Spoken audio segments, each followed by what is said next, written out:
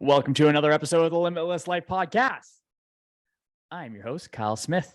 And if you have not done so, hit that subscribe button so that you never miss another podcast. And if you love this podcast and you want some more tips and tricks on how to improve yourself, go ahead and subscribe to my YouTube channel. There are a ton of instructional videos there. You can find the links down below.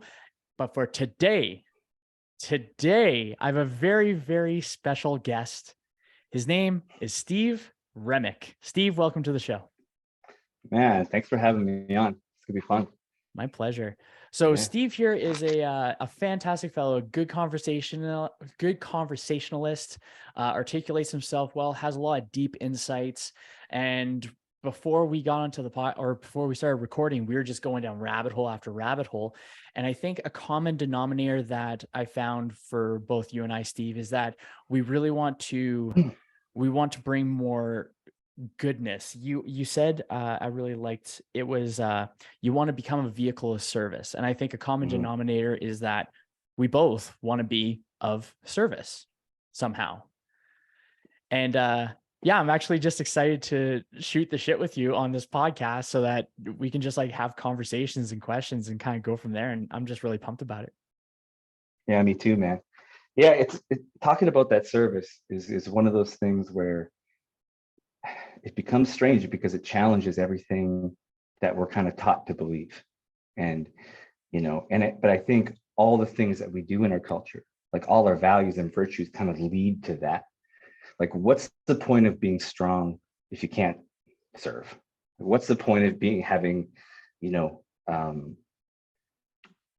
be able to speak your truth and be honest, if you're not doing it in the service of others?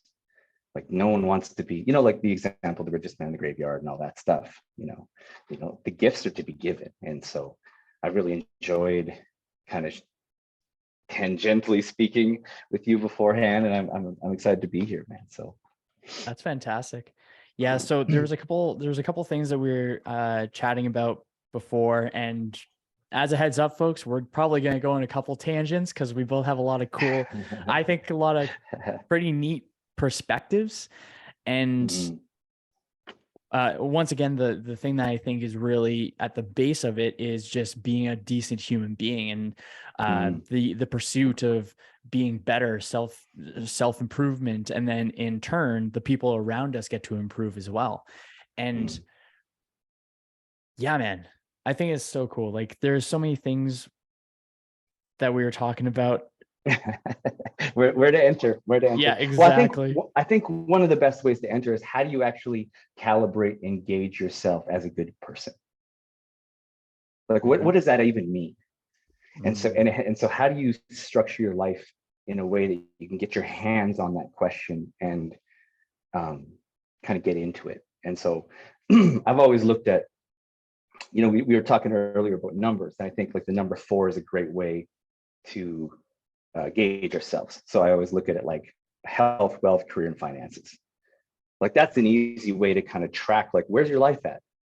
Where does it need work? Where do we need to grow? I think that applies you can do that for your health and break that down if you want, but it's a good overview. And so if you want to look at like how to become a good person, I would use 8. And I don't have them memorized, but I got my little sheet. And so I think, like, how do you take care of your ego?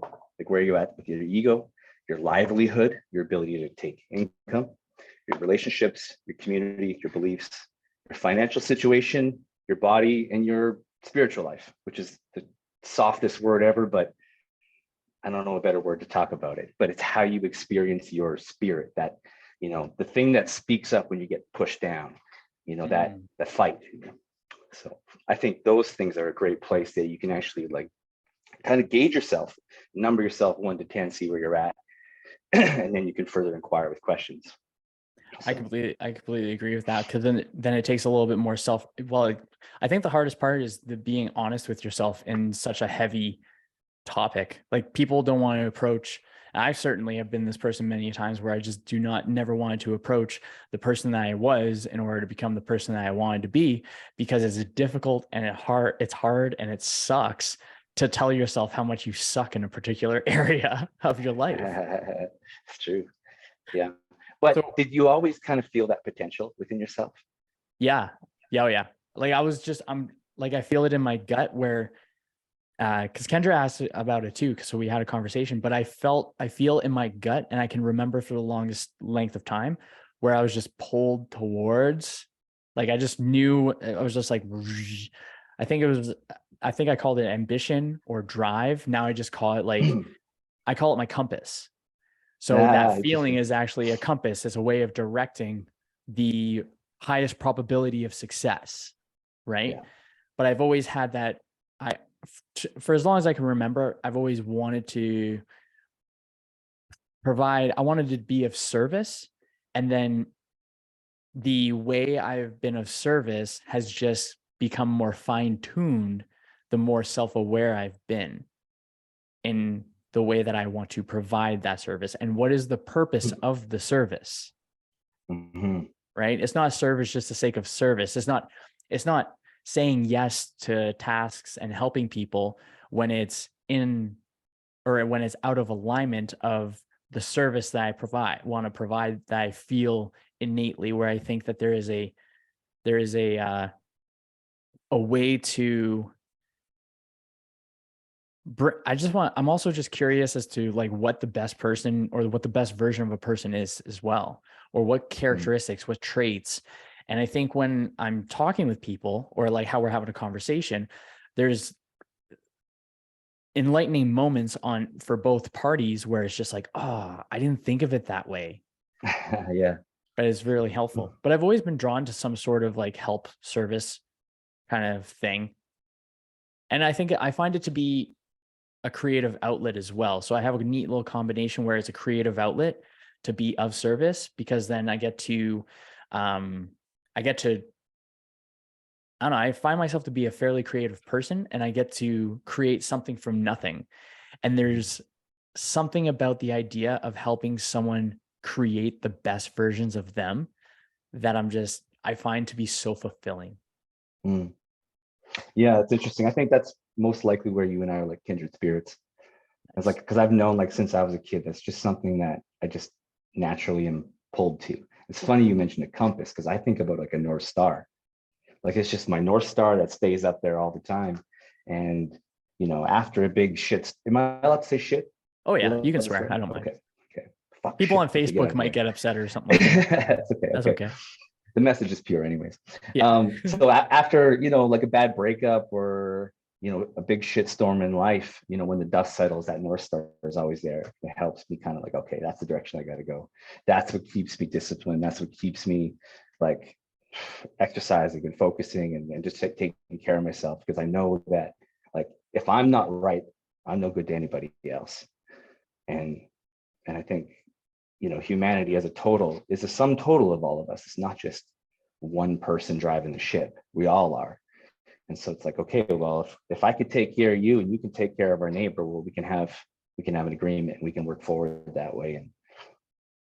And I'd say that's been my North Star. So That's so interesting. Hey, I think so what we were talking about pre-show, where without having communicated, the thoughts, that's the common denominator. yeah. How we never, so I think that's an interesting one. Um, how would you describe, yeah, this is kind of a cool one. So how would you describe that feeling, that pull? What does it feel like to you? I think it's just authenticity.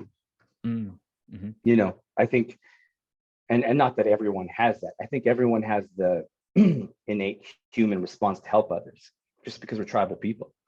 You got potatoes, I got carrots. We got to share, or else we're dead. So we have that. But for me, it's much more of a visceral experience since I was a kid. I always looked at the world in a very strange way. Like, and so things like school was very oppressive to me in a sense. Just being locked in a classroom and being taught math was a very painful experience, because I was like, hey, Kyle, you're fun. I'm fun. Let's go outside and play hockey. Like that's where life is. That's what's fun. So I always kind of looked at that as like, well, if we're laughing, if we're having fun, that's where life is. That's where we should go. And so it's always been that deep intrinsic knowing that we need to be able to enjoy ourselves. We're surrounded with too much depression and anxiety. We need to find that way to plant seeds of happiness in our life. and Absolutely. carefully take care of them and watch them. And we got to water them every day. So part of that is like, yeah, we got to take care of our bodies. We got to exercise. We got to take care of our tasks. But you do that all in the service of bringing joy into life. And I think that to me is what gives me the most motivation. I love that. I think I like how you said bringing joy into life. Joy has been a very big, kind of like a title word. So I have main word for the year, and then I have, which is limitless. It was last year, so I just carried it over from this last year to this year. Sure. But then joy is a big one for me, where it's joyfully living. It's finding joy. It's being joyful. Mm, And I like it because you can be joyful despite not feeling joyful. And mm, emotions follow motion. So if we can find ways that we bring like little, or if we can find ways to be joyful, then we can find a little bit, even if it's really tough, we can find a little bit of leeway, a little bit of like, you can feel the slack in the line kind of idea. yeah. Yeah, that's craziness, man. My experience of you, Kyle, is you've always been like kind of a joyful person. And I've always appreciated about that you. It's like I'm never in a bad mood when I'm around you. So I've always appreciated about you. You kind of always have that lightness about things, you know. Thanks, man. I really appreciate that. I think Yeah. I think I have developed that over time for sure as a skill, because I do recall, because we were talking about before just times that we changed, or there was changing, and there's point, well, we were kind of talking about, but there's points in time that we find ourselves evolving, I suppose. Mm, And that's where we're, instead of running past those doors, we're actually taking the time to open the doors and twist the knob yeah. and go through. And I think the one reason, or I think that I used to have a lot of thinking of me, like me, and everything else had to change in accordance to me. And then that's what the issues really came up. But then when I really shifted from the me to the we, that allowed me to like a lot more freedom of expression, I suppose, a lot more freedom of expression, where someone could say like, oh, Kyle, you're a really joyful person. Well, I just don't want to be miserable. So there's the choice of the two. Yeah. Yeah. But yeah, thank you very much for that. Like, I really, yeah, I like it. I like that vibe, man. I just like, there's just something about being a better human being that improves the people around you. And it just, the thing that I try to do is kind of like, where focus goes, energy flows. And if I'm Mm, focusing on being the joyful person, then I'm going to get to surround myself with more joyful people. It's the same with misery. When people view life through a lens of misery, they're going to see nothing but misery. But the lens we get to choose. And I think that choice is the underrated superpower of all human beings. mm. Do you think that all human beings have their own superpower? Uh, I would say, you know what? Yes, I would actually say that each human being would be able to, definitely has their own gift, and it is like a Venn diagram. You know, like the philosophy of Ikigai in Japan. Yes. Yeah. So that's like, if I butcher the explanation of it, but it's basically just a compilation of uh, the characteristics that created identity. And I think as a gift, there is an overlap where it goes from something that sets your heart on fire, something that is of service to others, and something that is unique to the person themselves. And I think where we find that overlap, Mm. that is where we find our gift. So I think every human has the superpower of choice. And then from there, we have to go into the self-exploration to be able to find what that gift is.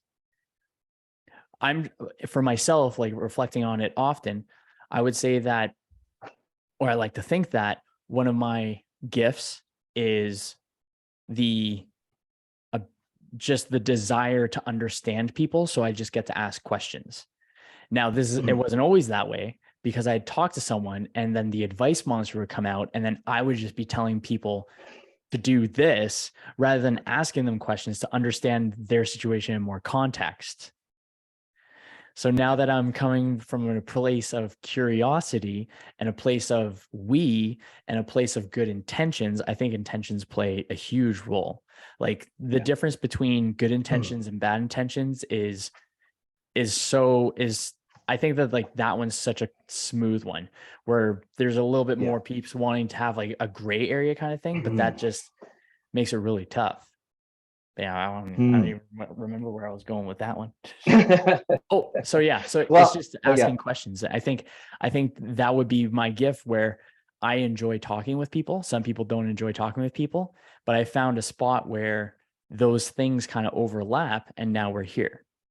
And I think that you have awesome insights and I've always had a very joyful time around you as well. Like you've Cool, always man. been good vibes, man. Always been good vibes. And I think that that is not by accident. I think that it is by participation of life. Yeah. Yeah. Participation is everything, because if you're not participating into yourself, you can't commit to yourself. Like without participation, there's no involvement. There's no commitment.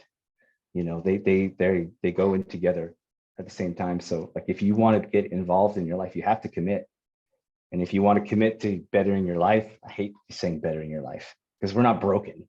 It's just, you know, so that being said, if we all know there's things in our own lives we need to better, we need to improve. We all know that, and it's different for everybody. But if we're not participating in that, we can't commit to that process. And if we're not participating, we don't have the opportunity and the joy of getting our asses beat down and failing. and that's the best part of it. I mean, someone that has never failed can never lead, can never be a good human being, because you can't, those things are just intrinsic with each other. And so part of that is like, okay, I know I need to change this and this about myself because it's not serving me. And I know that as soon as I step forward, I'm going to get my ass beat. But you never know. You might get your ass beat by someone that teaches you how not to get your ass beat again, and you can move forward with that process. And so I think the first step is looking deep into ourselves and being honest with ourselves about that process. And I mean really honest. And Ruthlessly that's not honest. ruthlessly honest. There's this great quote by Miyamoto Musashi, and I hope I don't butcher it. It says, "Truth isn't what you want it to be, it is what it is. Either you bend to it or you'll suffer forever." And so, That's like, good. dude, it's so good. And if you apply that to your own darkness, you can't build character without darkness. You have to go into that space and say, okay, like, where am I falling short? Write it down, make a plan, because guarantee, like, especially in the society we live, like, you can get strong, you can be like super athlete, but you can also be a fit sick person too. Someone that's just kind of just not looking at those parts of their life, and it takes massive courage to do that. They say character is like the old school photography, like it only develops in the darkness. You can't do that on the podium. You can't develop yourself the same way winning championships year after year than you do dragging in the mud in the darkness, fighting with your own self, because then you realize like exactly what you need to change. And I think that's why some people get stuck in those darkness ruts, is because they know they need to learn something there, but they're not willing to see it. We had talked earlier about that analogy of the ship, in terms of like, if you're in a storm, you need your ship tied to an anchor. You need stability. But when you're ready to get out of that bay and go to another island, you have to let go. And so there's that weird balance between like looking at your own darkness, but not staying in too long. Being honest with yourselves, lick your wounds, make a plan, set sail, and move on. And don't look back. You know, you can look back when you're looking at the wake of the ship and say, that's where I was. But you know, that's what I mean by living a spiritual life. That's how I define a spiritual life. It's not the woo-woo living up in a mountain stuff. It's like getting deep into yourself and going to battle with yourself and your demons, and then coming through that darkness, and then showing up into the world and be like, okay, now I can help. Now I can show up for other people. How can you show up for other people if you don't show up for yourself? I don't see any Absolutely. other way. I agree. I'm going to toss the question your way. Do you believe that, Sure. folks have a superpower? I think that's how you worded the question. I'm not sure. Yeah, I do. I do. Because I think in a weird way, we all contribute to being human. But if I'm also honest, I think some people are closer to that answer than other people. And, you know, if you ever want an example of this, I'm sorry to say this, but because it's being recorded, but if you ever want a good metric on setting goals, is that if you're uncomfortable telling your goals to a small-minded person, that's a good goal. If you feel that visceral discomfort, it's worth it. And so that small-minded person, equal on every aspect, but some people are just further away from that truth, their own truth, than other people. You know, no judgment, of course, but out of 8 billion people, man, some got to be on the top, some got to be on the bottom, and we're all working together. But you know, I'm not going to be the participation trophy person saying like, oh, we're all equal, we all have the equal ability to tap into our superpower. Well, some people just don't. You know, we had spoken about that Maslow hierarchy of needs. You know, some people are just trying to survive. You know, so this conversation about superpower is almost like insulting. But some you might just have to go there to find it. So who am I to judge? You know, so You could ask that question of, why do I perceive that to be insulting? Yeah. Maybe there's a perception of reflection. You never know. You never know. There always is. because we do have that. I think we have that inner wisdom, that intuition, that soulful driver that knows the truth. And I believe that is where a lot of a lot of dis-ease comes into play, because we're trying to push that intuition, that inner wisdom, push it down as much as possible, so that we don't have to experience what that self-actualization is, because then we may not be winning, we may not be losing, we're just in purgatory. We're not in heaven, we're not in hell, we're just in purgatory. And until we actually say like, you know what, I no longer am happy with the standard of life that I am living, so I am going to choose to either progress better or decrease progression. I think, that's an interesting thought. I like that. I think, you know, I don't want to be an asshole and talk about like Buddhism, like I know what I'm talking about, but there's this wheel of Buddhism, and there's all these different levels. And without getting too much into it, I always remember this one level. I think it's called the Nalika, but it's represented by this little being that has like a really big belly and a very, very tiny mouth. And it's representative of like this insatiable appetite, but the inability to satiate it. And when I kind of in my day-to-day life, sometimes I just meet people that just have that. You know, they just never seem to be happy, never seem to be content, because it just doesn't seem like they have the means to line that stuff up. And I don't know what to take of that. Like, I don't know exactly how to deal with those types of people, except for just kind of being myself. And, you know, like think about like just represent myself and represent what I believe. You know, if you think about the word represent, it's like represent. It's just representing yourself every time, every day. It's that coworker. You know, you're representing yourself. You're like representing what you stand for. You don't have to take it, but it's tough. So when you It talk is. about superpowers, man, like I want to say everyone's got it, we can all be amazing, but at the same time, I just don't know. That's totally fair. That It's circle that you're tough. talking about for Buddhism, is that the Sarama?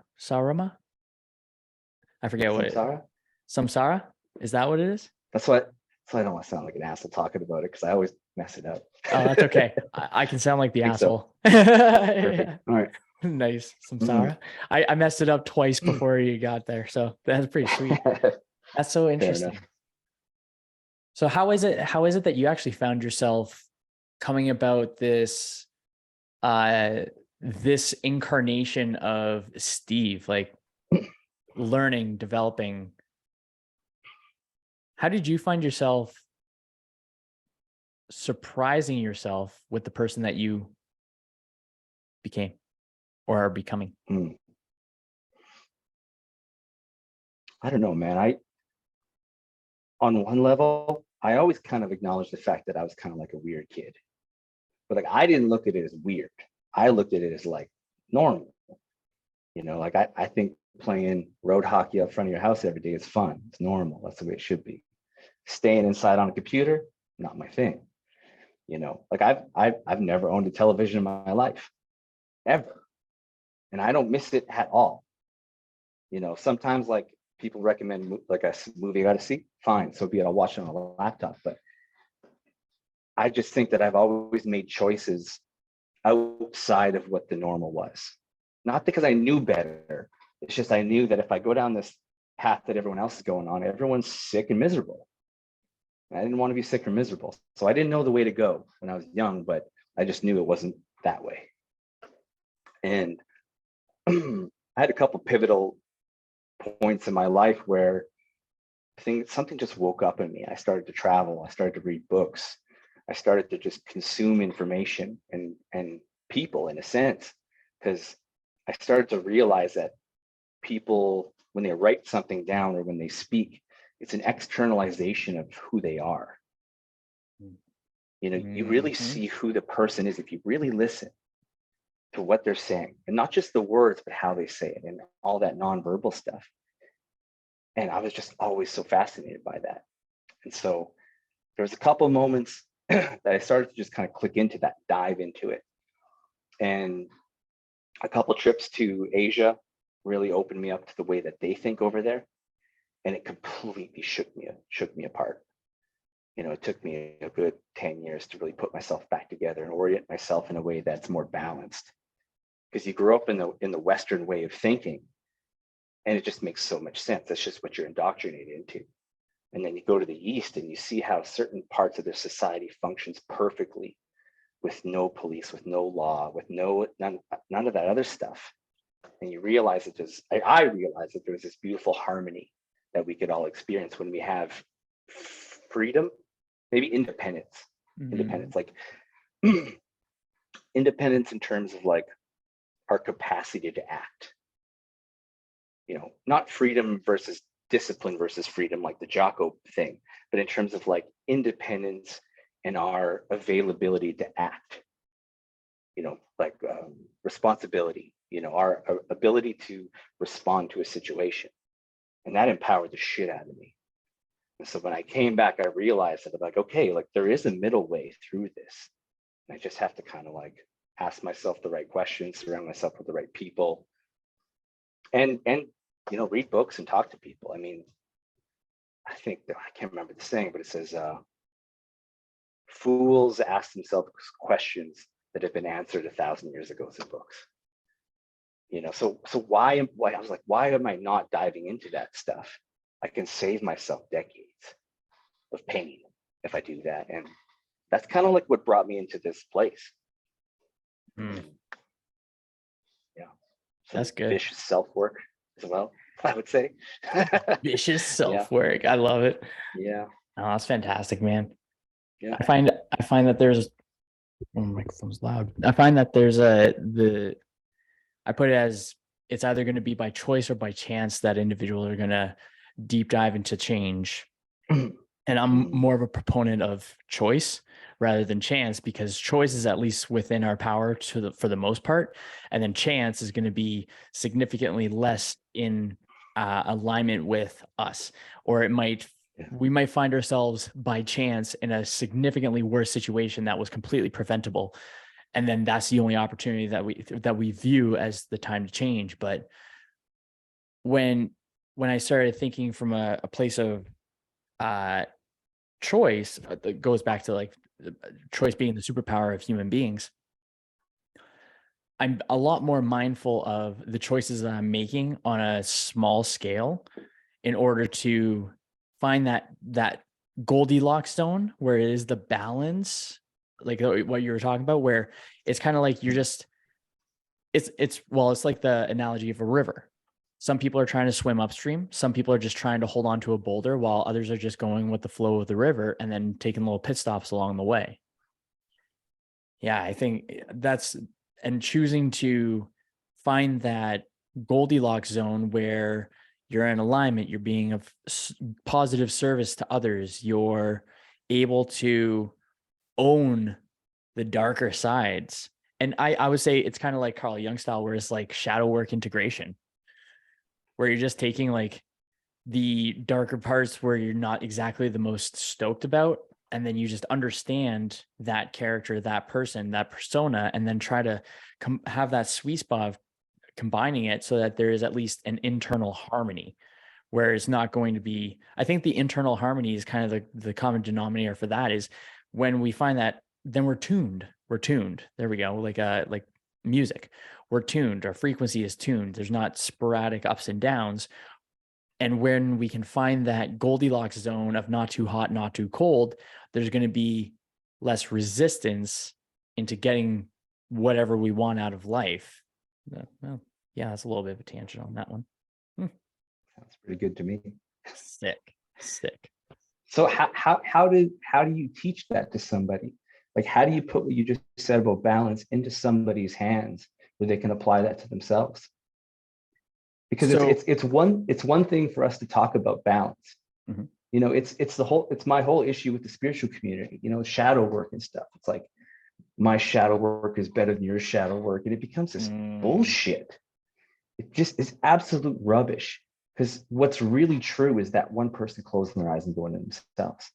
So how do you get that tangible piece of balance into somebody's hands where they can actually work with it? changing the stories that we tell ourselves, because the Mm, stories have a lot of power.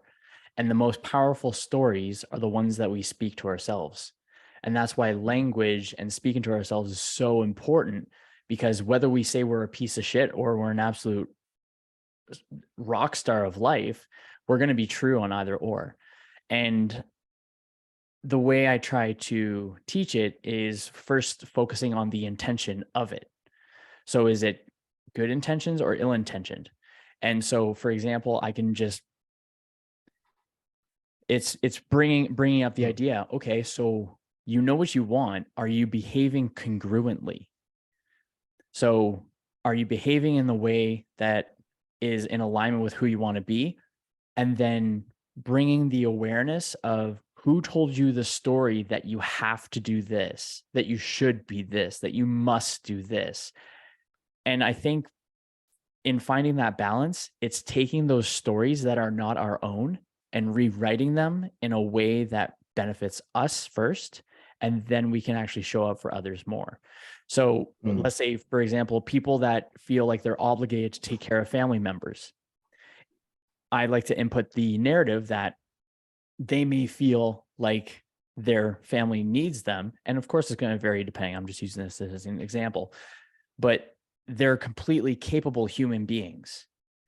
And by always being there, by them depending on you, you train them to depend on you. They are incapable of depending on themselves because you are providing a disservice in taking away that lesson. mm. So by implementing a different story, and it's kind of like it's debating itself. It's a Socratic method, right? It's the logos, ethos, and it's the philos. It's being able to counter that narrative and say, well, why is it that you believe that? Oh, because of society. Oh, because my Mm. parents. Oh, because what about what you think? What do you think of it? Oh, I think it's absolute horseshit. Then why do you keep doing it? Because I feel obligated to. You're not. I guess I'm not. I guess you're right. Okay, so what can we do differently? What's the story that you can change? What's the story you can tell yourself to empower you in order to show up better for them? And it's like, oh, well, I guess the story I would tell myself is by me saying no, no, I cannot take on this task for you. I have to do my things first. And then if I can, I'll lend a helping hand. But people are just quick to say yes because they feel that obligation. And I also think there's another part of it too, is that the quickness to saying yes means that we don't have to go inwards. So we feel that fulfillment of helping and solving and providing solutions or advice, but we don't turn it inwards because we're really good at procrastinating, and helping someone else accomplish their thing is helping us procrastinate on ours, which is pretty funny. But then that comes up with another story where it's like, um, do you like being told what to do? No, I hate being told what to do. Then why are you allowing other people to delegate their tasks onto you and set you up with the expectation? So that hour that you lost doing that thing for another person, they gained an hour. By you saying no, you Mm. could have had that hour to work on something that's fulfilling Mm. for you. So it's the stories. It's just like it's reprogramming the brainwashing and then making sure the stories behind it are good and well intentioned. And it goes from that Mm. point. So if I'm hearing you correctly, one of those ways to do it is through questions or a level of inquiry, whether it's questions of the self or maybe from a coach that's helping you lead you through that process. And so there's like a level of questioning that needs to go on. And also what I'm hearing you say is like the need to go inside, to go deep, instead of staying away from the distractions that keep us in the external world. Would that be Mhm. close? Yeah, absolutely. Because Mm. then, because we're just going to be regurgitating the input. Our input is going to be the same as our output. And we're having, I think, and people will say, oh, there's so much information that's out there. Delete everything. Delete everything until you feel competent in your confidence. Or no, delete everything until you feel confidence in your competence, where you are not rather than being a thermometer, you're a thermostat. So instead of Mm. reacting to the temperature outside of you, you get to set the temperature instead. Mm. No, I like that. Yeah, In the same way, we can also set our own temperature in terms of like how we show up in the world, our levels of joy, our levels of everything. We can control that instead of just kind of outsourcing it to the common narrative of what's going on around us. Mm. totally. Because then what are we doing then? We're just outsourcing our thinking. We're Of just not course. wanting to think. And if we're outsourcing our thinking, then we're going to think the same way that other people think. And there's going to be no progress. We're going to find stagnancy. And the thing that's Mm. really interesting and totally tying back, like some people are uh like thoughtful and thinking big, and some people are small minded. And the with that, I think the only difference is really just kind of just questioning like the perceptions and reflecting on the thoughts that just pop up. Like, what's our automatic thought? What's that automatic thought that just came up? Because I like to Mm. think of the idea that you may not be able to control your first thought, but you can control your second thought. Yeah. Yeah. Yeah. No, I totally vibe with that, because if our thinking, hmm, let me go at this from another way. If someone is seduced by their own autobiography, if you want to call it that, they are stuck in a story that they've picked and choose what to believe from the external information. Mhm. And if I'm what I'm hearing you saying is correct, we need to kind of like push all that out, create some space, and then kind of sit at your own center and figure out what's what.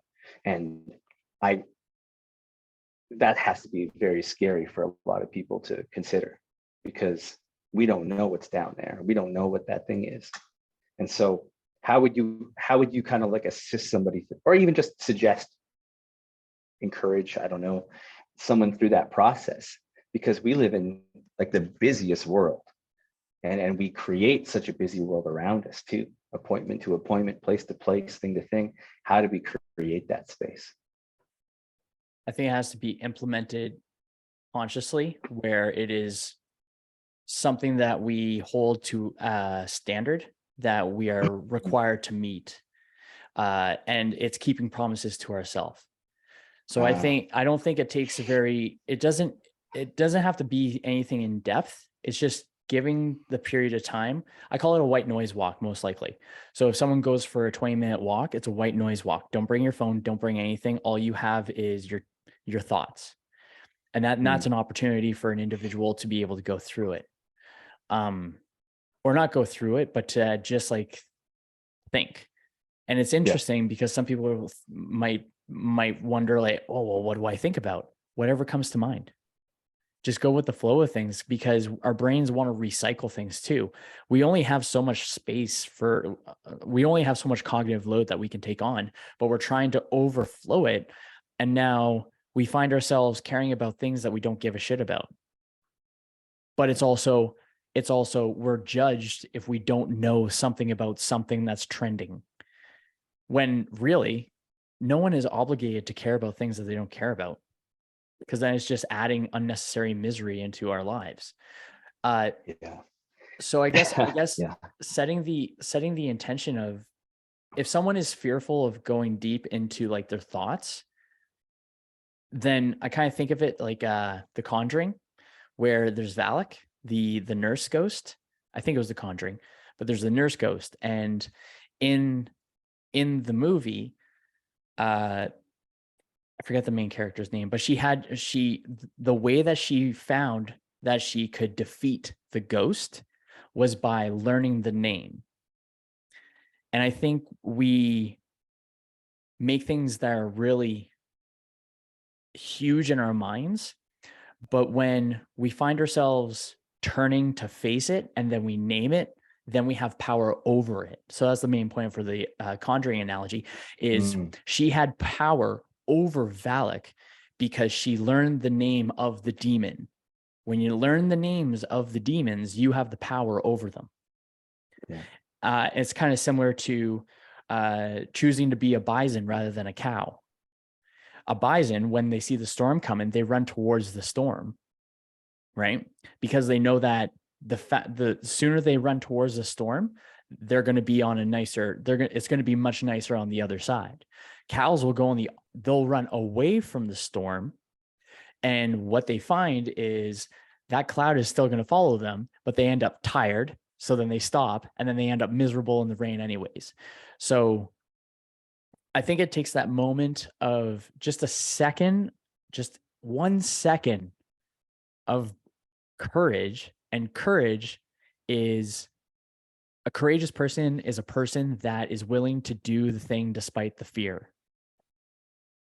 And so Mm, if someone's willing to look at the the parts of themselves that they're scared of or fearful of or don't want to address and name it, then they have power over it.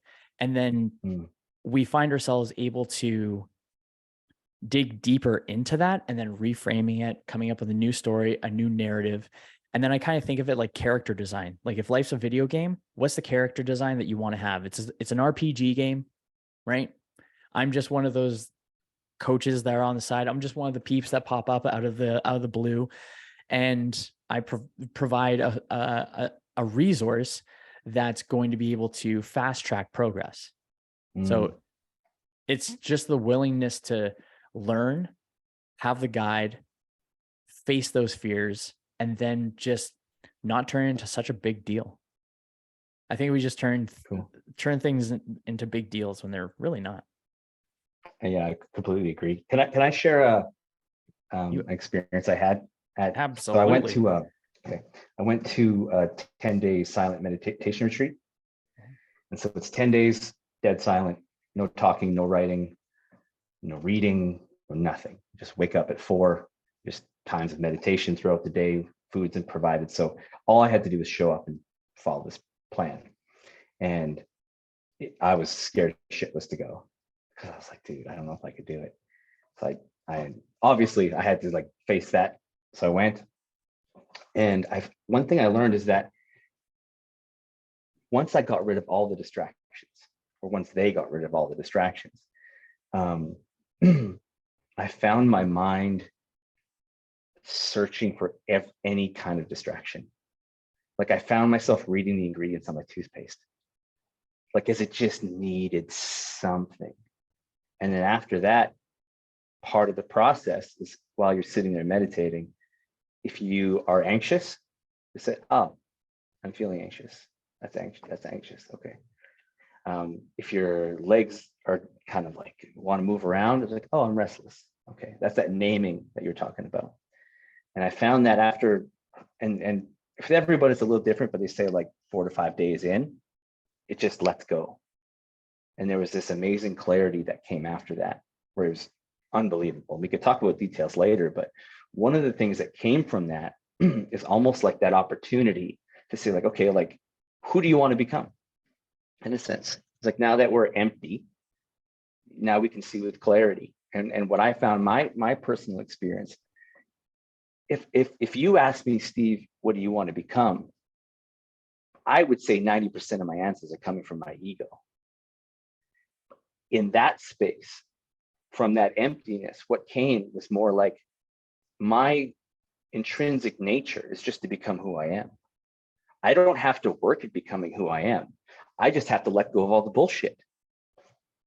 Like if you think about it from a different perspective, it's like if you cut your arm, you don't have to work hard to heal. Your body knows how to do that. And we're no different from that. Once we stop scratching the itch and reopening the wound, it does it naturally and organically. And we are so, in my opinion, through the media and a lot of things, we are adjusted or calibrated to a sick and deformed society. I mean, and I don't think anyone would debate that because of just the levels of anxiety and all that stuff, because we don't create space within ourselves to sit and actually ask those questions and experience what your true nature is. And that sounds weird to talk about. Don't get me wrong. Okay, I understand we're getting into some fluffiness, but that's my truth. That's the only way I know how to describe it. If I could explain it better, I would. But from that place, just became, I actually don't have to work to be me. I just have to stop not being me. I just have to stop doing all the stuff and the distractions that pull me away from my authentic nature.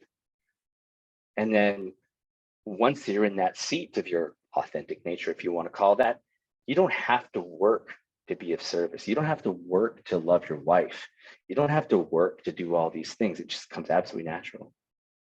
And so taking what happened for me, that experience, integrating it into my life, my relationships improved like you wouldn't believe. It's like one of the strongest foundations of my life right now is because of that, is in that place. I don't have to be like, okay, I need to be a good husband. And in order to do that, I need to behave in these certain ways.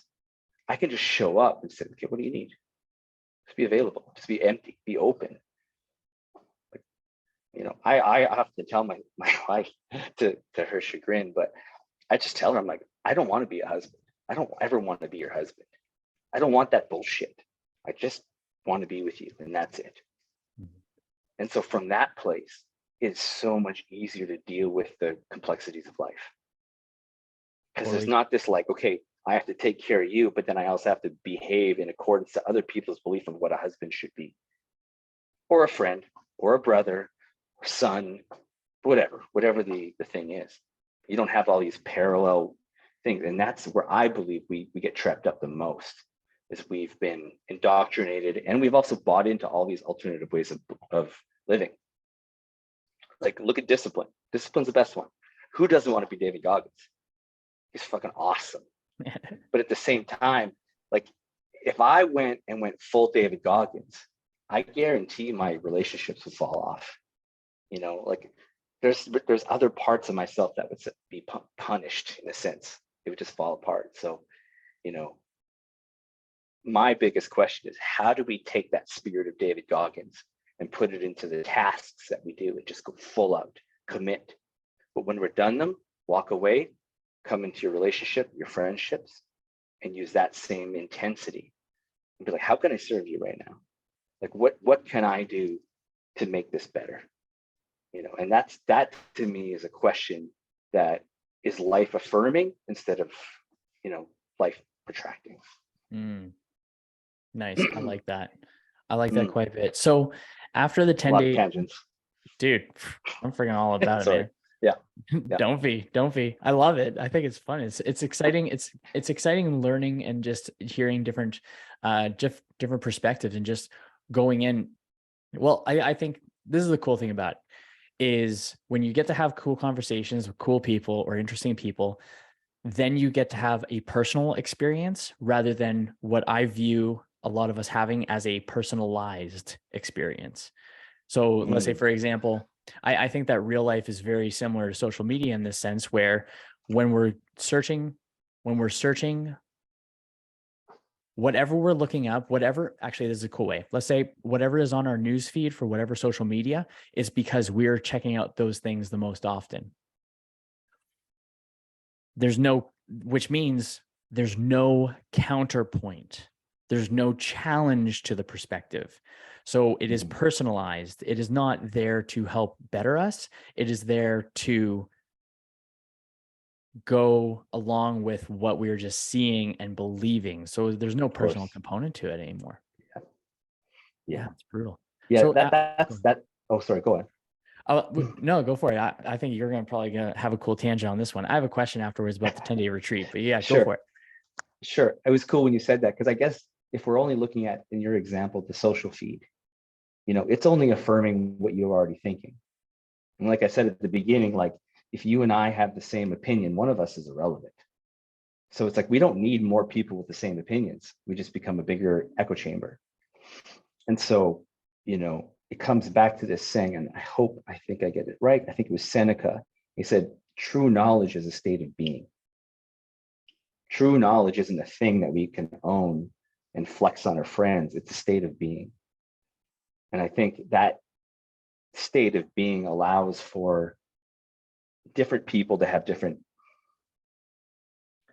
like the foundation of friendship is to understand and be understood, not to buy into each other's beliefs. Obviously, you like fitness, I love fitness. We're going to go crush some kettlebells. Fine. But I want to hear exactly where you disagree with me and why. Because I want to know what's real inside of you, not just the things about me that you agree with. And I think that's the most beautiful place to actually live life, is from that place of like, okay, what don't I know? You know, like where am I spending time in my life that's just feeding my own belief system? And how do I change that? And so that's what brings me to these meditation retreats or all the other crazy stuff that I do, is because, like, if I have that fear in me, I'm like, oh shit, I gotta go. Anyways, carry on. That's pretty good. So how have you been able to bring much of that clarity from because I know I'll just go with that one. After that 10-day retreat, were you able to bring that silence and that clarity into today and now? And how is it that you kind of find that intentional silence, I suppose? Okay. Imagine you trained for a squat competition, okay? And you squatted every day for a year. You've developed this ton of muscle memory. And so if you didn't squat, you did the competition, you didn't squat for the next 5 years. 5 years and 1 day later, you hop into a squat bar, you still have that muscle memory to figure it out. Your muscles might not be like tight and strong and ready to go, but there's that part of your mind that knows how to squat. So you just have to awaken that part. And it's very similar to meditation. You go to an intense 10-day thing like that. And I mean intense, like, yeah, anyways, very intense. And so you go to that stage and just muscle memory like crazy, day and night. You're just going through it, and you're stripped of everything. But when you come back in life, you don't just float around. You're not just in this weird state of like meditation all the time. Like you got bills to pay and a job to do and a life to live. But you can take that essence and dip into it a little bit quicker. That was my experience. And it also allows me, and I would say the biggest gift that I brought is there's like an extra 12 inches in front of my nose that I have to think about things before when a problem happens. Like if someone comes up to me, is angry, is threatening my life, I feel like I just have a little bit more space between that instance and me to choose how I make it my response. And to me, that was a really big gift, because it makes me feel like I'm less pulled to that auto reaction and more inclined to sit and decide. It's like, even if I don't know how to react, I can say, okay, like I don't know how to react to this. What can I do? So. Yeah, Viktor Frankl says, because I got man search for meeting up there, but he says, in between stimulus response is the opportunity, or no, sorry, in between stimulus and action is our opportunity to respond. Mm-hmm. Yeah, that's craziness. I think a 10-day retreat of silence would be freaking cool. Here's what's cool about it is that one of the things they say very, very clearly is like, this is not a religious practice. Like if you're a yogi, no yoga, nothing. Like your only job is to sit here and do this one practice. There's no journaling, there's no gratitude, there's none of that. Your job is to just show up and sit down. And I like that, because I think what holds us back is look, I grew up in a Christian household. And it's pretty clear there's a lot of bullshit in that world. And it's easy to overlook the beauty in those types of belief systems or religions because of all the crap. And I think what's cool about this practice is you can just sit down and it's all set up for you. You don't have to worry about your food. You don't have to worry about any of that. You have a bed to sleep in, food on your plate. Your job is just to wake up, sit down, that's it. And I've never experienced a time where I've had so much space to be with myself. And the result was just this like realization that I think, I don't know, if you want to really know how cool you are, sit with yourself for 10 days. You'll see how crazy you are, neurotic, anxious, stressed out, like all the things in your life will come up. But also the yin to the yang is you'll also see all the beauty, the strength, the courage, the resilience, all of that stuff. You get to see everything. It's a whole bouquet of yourself. It's overwhelming, but at the same time, I think it's one of the best gifts that a person can give themselves is time. We give time to everybody. In that book I was telling you about earlier, Seneca and the Shortness of Life, he says this quote where he says, like, we are so quick to rise to arms to defend our property and defend our things and the rights of our land, but we give away our time, which is the one thing we should be most stringent about.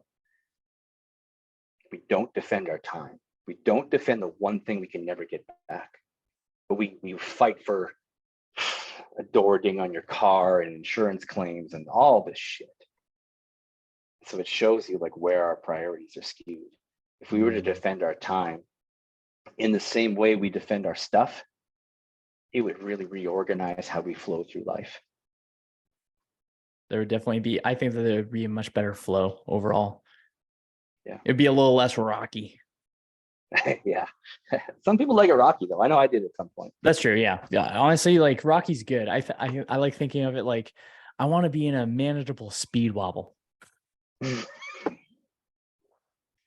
safe speed wobble. Yeah. There's like that. It's like you feel it like shivering. It's like, oh, I don't know how this is gonna go, but somehow I'm magically still holding on. Let's go. So it's a manageable speed bubble. I like Yeah. that. It's the sweet spot between, it's the Goldilocks zone between too hot and too cold as well, right? It's just finding that degree. It's just setting the thermostat to the degree that you can handle to the best of your ability for a longer duration of time. Mm. Man. I got a question for you. Oh, go Yes, ahead. sir. If you Oh, had a thought, go for it. I was just gonna say, I have to say, when I'm on my motorcycle and I've had a speed wobble, the last thing I think about is the Goldilocks zone. This feels good.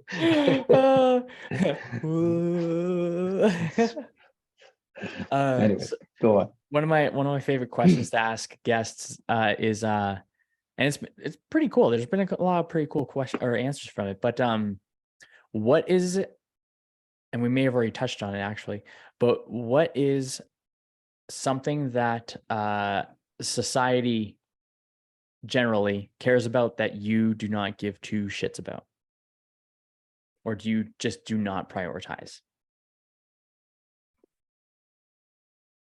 Say that one more time.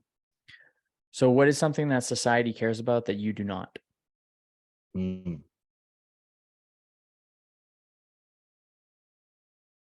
I think being popular and being cool. Mm-hmm. I think that's something that as I've gotten older, I care less and less about. I don't want to be cool. I don't want to be popular. And I think the opposite of that is I think our society over relies on that, goes outside of their own authentic state to be cool, to be this, to be that. And so I would say popularity would be one of them. That's a good one. I like popularity. That's a good one. I have to think about that. I got an answer. This is gonna be one of those woo zones. Heads up. Yeah. I think one of the things that our society cares about the most is division. And when I'm at my best self, I do not care about division. And the inverse is also true. I don't think that our society puts enough emphasis on things like love. We externalize love as in terms of these, it just gets weird. And so I think that's one thing that we could all agree. I think that if we added a little bit more love into our lives, we'd all get along a little bit better. And so our society's emphasis on division is just something I just don't have any time for, man. Yeah, I like that one. That's a great answer.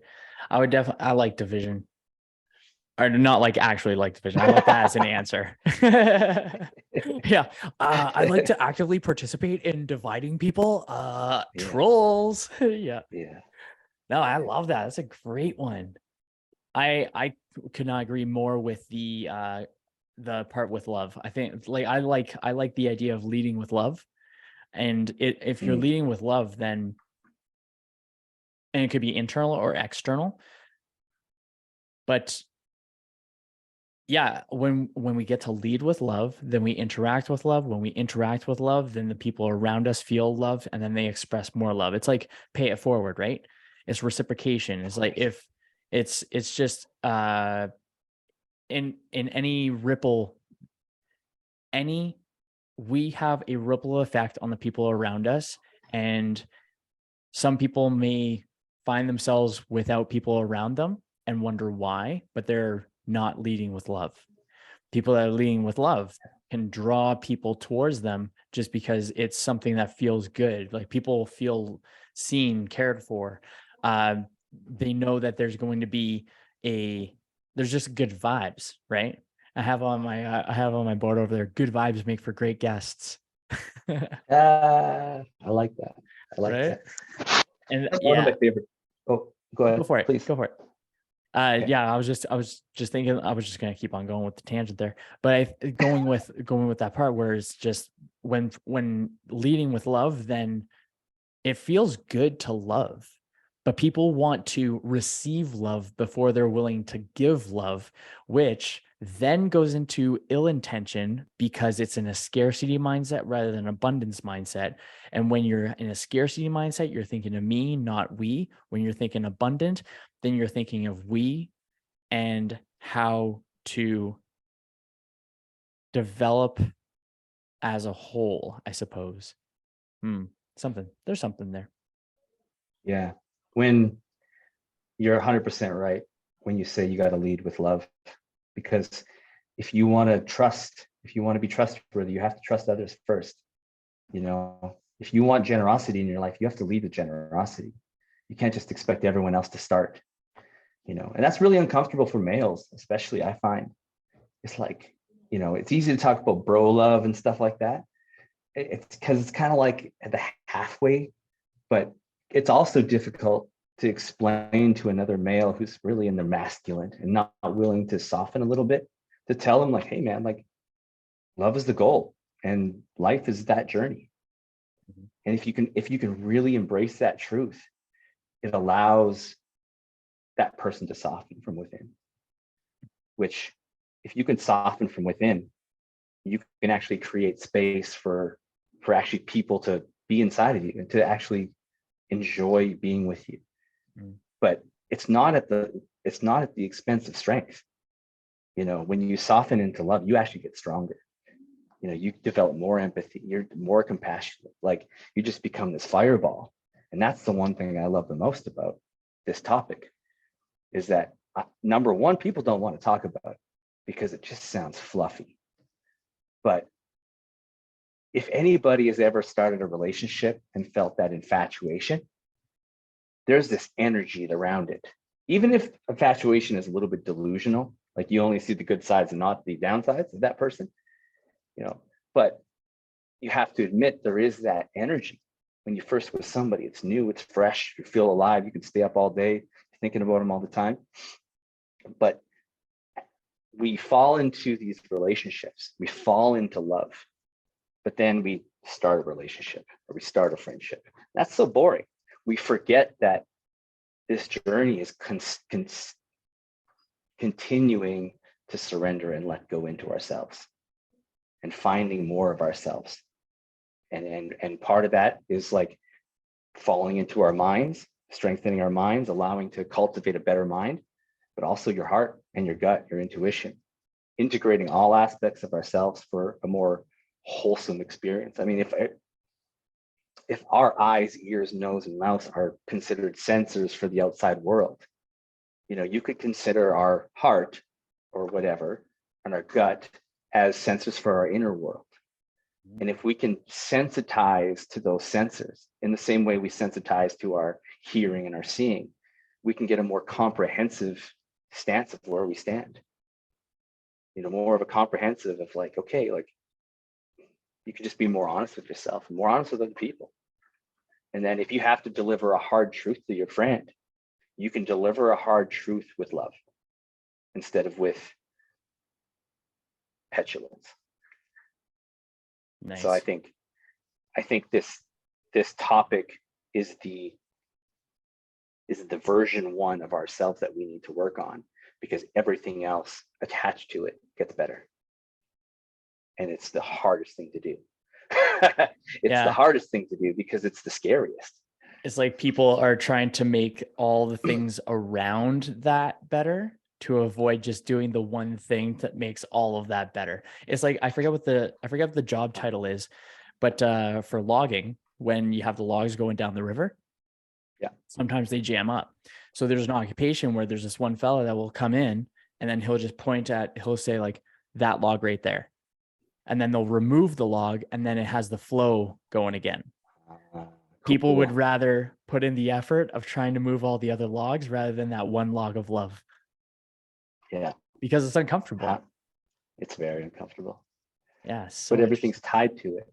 There's a great quote by Thich Nhat Hanh. It says, uh, you must love in such a way that the person you love feels free. And that to me illustrates the perfect example of what that means, but also the exclusion of controlling love. It's like, I'm going to love you today, but you better love me tomorrow. Silent contracts. If I do this for you, you better respond in this way. And, once you get into these things, like, look, if I asked any dude, if I gave you $1 million, would you take it? Answer is yes. If I could give you more love in your life, would you take it? Everyone would say yes. But we don't want to talk about it, and we don't want to work for it. But the thing is that in the same way that if you bring a lot of money into your life, it allows you so many opportunities to experience life in so many different ways. And love is the same way. But so is integrity. So is strength. Like, all of these things allow you to experience life. I hate saying that, but as a placeholder word, experience our life better. Being. I'll say experience being. Yeah. Oh, that's a good one. Yeah, I totally agree. It's actually, you know what, something that's really funny. Because I was chatting with a couple, and it was a couple of my dude friends, and especially my buddy Calvin. I'll have him on the podcast at some point too. But we've known each other since we were like 15. So literally half of our lives we've known each other. And it wasn't until the last like year, 2 years, where every once in a while he'll like pop up and I'll be like, hey man, just wanted to say love you, bro. And then he does the same thing every once in a while. And then we don't even say anything after that part. And then we'll just like shoot the shit and hang out and stuff like that. Yeah. But it's interesting because I definitely agree with you. It's definitely interesting how we're so resistant to giving love due to the fear of not having it reciprocated. But why does love have to be reciprocated at all? Why don't we want to talk about it? Yeah. Dude, that's yeah. Okay. So, if you were to break it down for someone to be able to develop that love, that openness of love, how would you go about that? What do you think for that? We're just going to come up with a whole topic of like a webinar right now. It's like, this is how you're going to love in the practical way. The true answer is I don't know, because Fair. it depends on each person. Fair. And I'm not the gatekeeper that holds that information. That's a very sacred bond between that person and themselves. And I think coaches and stuff can open those doors like we talked about. They can open those doors and give opportunities to explore that. But I would never get in the way of that person and their deepest self, because that's relationship number one. And I don't want to be a part of that because it's not my place. However, if somebody wants to know, you can give them examples and signposts. And I think one of the good things, like, when I talk to people about relationships, I say, okay, how many times a day do you tell your wife that you love her? Like, we tell each other all the time, love you, love you, love you. I'm like, okay, how much of that is hypnosis and how much of that is a deep feeling towards that person? So if you ask yourself through that same lens point, you can tell yourself you love yourself all day. And we talked about words of affirmation, they're so powerful. But why are we hiding from the experience of going within and figuring what that is? It's a very sacred relationship is between a person and itself. And that needs to be explored and cultivated. Because if you can't, how can you be in a relationship with somebody if you can't be in a relationship with yourself? You're not qualified, man. And so, it's like you have to let your actions do the talking and let your words reaffirm your actions. You have to show up for your partner, not just say you're going to show up. You have to show up for yourself and not just say you are. So, it leads into a much more nuanced conversation. But I think what's important is that, we've talked about honesty a lot, truth. And I think that's a great place to start. Is, just asking ourselves, like, why do we do resist love? Because once you unlock that key, all these other boundaries and barriers fall apart. Mm-hmm. So it's like we can go around, in your analogy with the logs, picking each log and moving them and organizing them, or you can just go right to the heart of things and open the floodgates and figure it out. How long do you actually intend to spend on this earth? Like, how many years are we going to waste actually just floating around thinking about love instead of just diving in and figuring it out? And it's going to be weird and uncomfortable and vulnerable and all these things us guys don't like to feel. But fuck it. Why do we want to be all muscles and no heart? Have you ever, why do you want to be a professor with all intelligence and no soul? I really believe that our job is to expose and strengthen every aspect of who we are. Be absolutely firm on our virtues, our values, our integrity. But at the same time, like, oh, damn. I read this in one of those old Chinese books. It's great. It says, a gentleman makes demands of himself. The rogue makes demands of others. And I think that's the best part. Set yourself to a high standard. Stop worrying about what other people do. If they're acting this way, fuck all that shit. Focus on yourself. Set your high standards and go for them. And all that other stuff around you will fall apart. That's a good tangent. I'm sorry. That's a fantastic tangent. Yeah. I just watched the universe just like puke in your skull, and then it just came out of your mouth there. Yeah. I had my own conjuring. I don't know. I just that's what I feel, man. And at the deepest core of myself, that's the only thing I'm really focused on. Yeah, that's absolutely fantastic. Mm. Oh man. Okay, so usually I just want to go until the podcast where the guest usually drops some freaking solid fire. I'm going to go against that particular rule just because I want to just squeeze as much knowledge out of here as possible. Fair enough.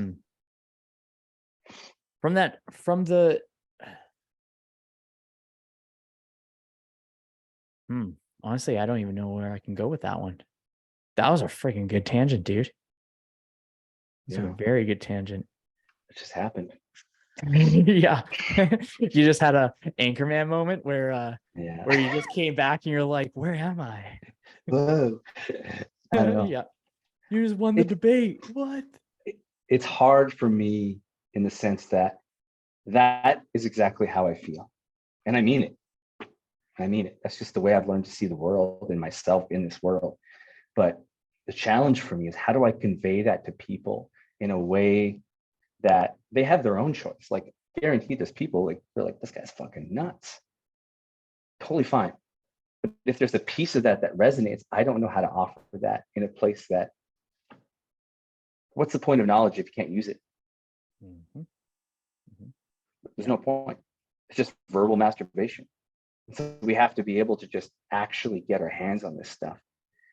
So I think that's where it becomes, like transitioning from podcast to hitting the power button, stepping out into the world and being like, okay, I got to go to the grocery store and buy some broccoli. How do I do that in this method? How do I show up in the grocery store in that way?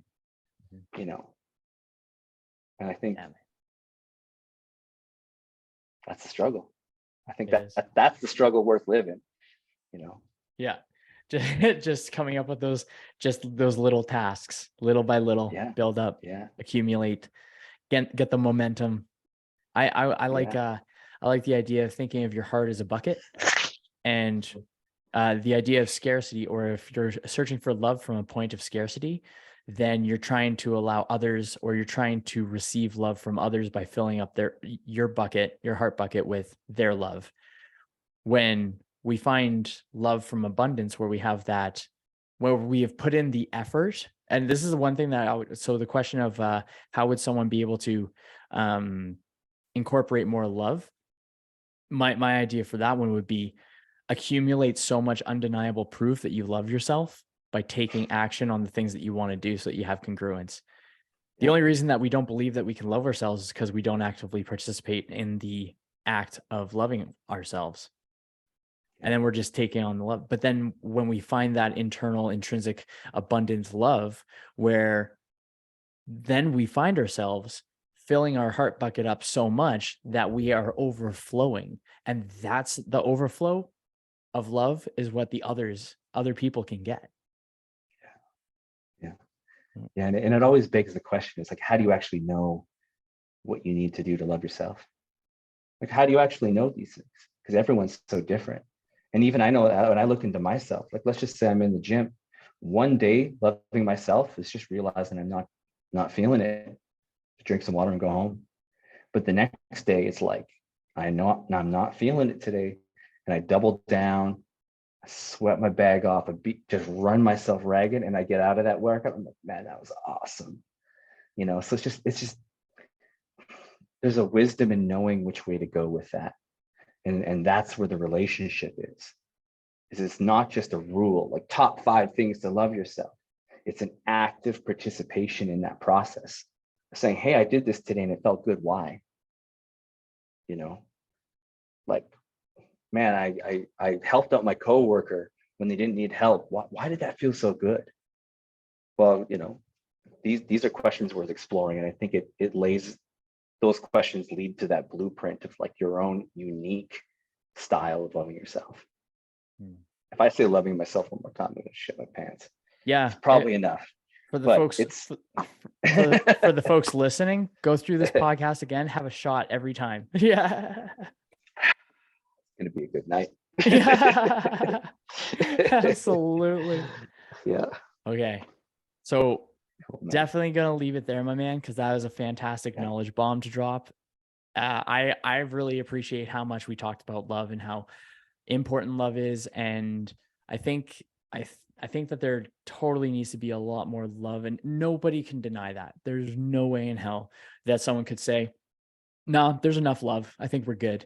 There's definitely quite a bit more that I think we could bring to the table in the way of being the loving person, internally first, then to the external world. Yeah. And if there's any challenges with that and you're too scared to take the first step, just give me a phone call. I'll take the first step. I don't give a fuck. I'm happy to throw myself under the bus every time for that reason. I think that's worth fighting for, and I will continue to do so. And so if anyone never needs it, man, just phone me up. Like, let's make that happen, because it's worth it. It's worth the weird, uncomfortable vulnerability. So thank you. Oh man, I completely agree with that. So I got 2 final questions for you. Oh, you ready for these goodies? I'm ready now. Yeah. yeah, exactly. So now that you had a warm up, let me fill up my shot glass. Let's go. Hit me. Okay, so the first one, context. This podcast doesn't exist. No information of yours exists. You're on your deathbed. You have the people that love you that are around you, that are both receiving of your love and giving of their love towards you.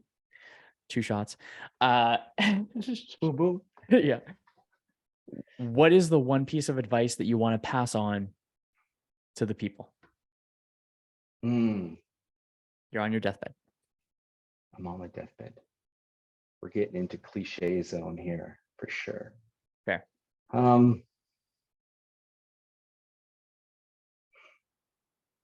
think just be kind. Simple as that, man.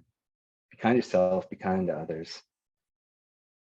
Just focus on building bridges instead of breaking them down. Yeah. I like that. It's a good one. Then the final question. I think this is gonna be a fun one. Unless you thought of something there. It looked like you had something else that you wanted to add for a second. Yeah, you know what? I was thinking, this is so bad. I mean, this is not really relevant, but it'd be fun. Like, imagine if you're on your deathbed, someone's like, give me your one piece of advice.